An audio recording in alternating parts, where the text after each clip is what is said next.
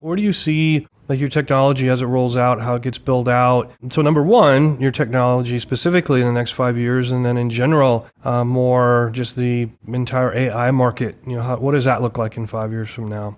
Yeah, that's a timely question. How do you roll this out? So I was just reading the news yesterday and today. The country's been hit with a massive cyber attack in hospital systems in the country. I think over 400 are being hit with cyber attack, including one here in our backyard in the University of Vermont. And we are very, very aware of this. We are going to be a software-based deployment in hospital systems, and we have hired two of some of the top engineering talent out of Silicon Valley, including one who's an expert in security. So I would say that one of the key issues, it's not talked about too much, in addition to all the black box nature of AI and all of this, one of the key issues will be if you're connecting to a hospital system, how will you make sure that this is a secure connection that not only will protect patient data, but will prevent hackers from entering that hospital system through your system? And so we're very much on top of this. It's one of the top concerns that FDA has. So we've been having almost biweekly meetings with FDA to get our product through the finish line. And this is top of mind for them. And right now, like literally in the last 24 hours, this massive breach has happened. I think it's only going to become more important that we address this. So I would say that answers a part of your question. Like our deployment strategy is safety and security first. The second part is projecting out into the future. I'm extremely optimistic about what's happening with AI across the board. I know that there's some well-received skepticism, and I think that's necessary. It's healthy.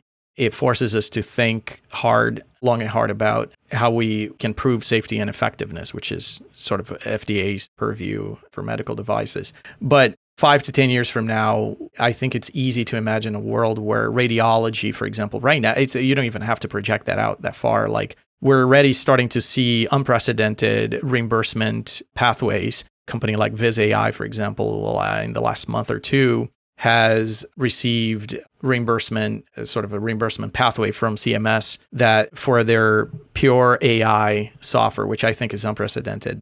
I think we're going to start seeing, a lot of folks are saying that this has opened the floodgates for AI reimbursement. I think we're going to start seeing more and more of this. That's certainly a path that we want to pursue. We want to make sure, ultimately what we feel is that AI has the potential to become as safe, as effective as any other medical device. We just have to show that that's the case. And I think that there's mounting evidence now that that's becoming the case. And so in 5 years from now, 10 years from now, I think pathology is going to be large. I'll let George speak somewhat to this. As a pathologist, he knows that there's a lot of activity in this space. Radiology is another one. And we think laboratory medicine, this is sort of our niche. Folks talk about 70% of medical decisions being made through laboratory results.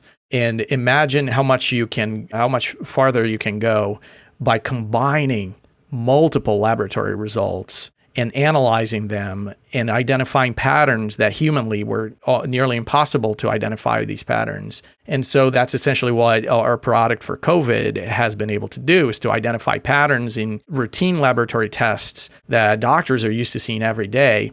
But by presenting large numbers of these results and ground truths, as we call them, for who's sick, who's not, then the models have been able to pick up these patterns. So I think we're going to start seeing more and more of this, and how that helps hospital systems in a variety of ways. We already talked about avoidance of CT scans and whatnot. We think there's also an opportunity to expedite results. Cultures, for example, are notoriously slow. They take on the order of days, bacterial cultures and whatnot, to come back. Potentially, we could shorten that time to minutes or hours and really change patient outcomes there, because with that information, doctors can intervene accordingly.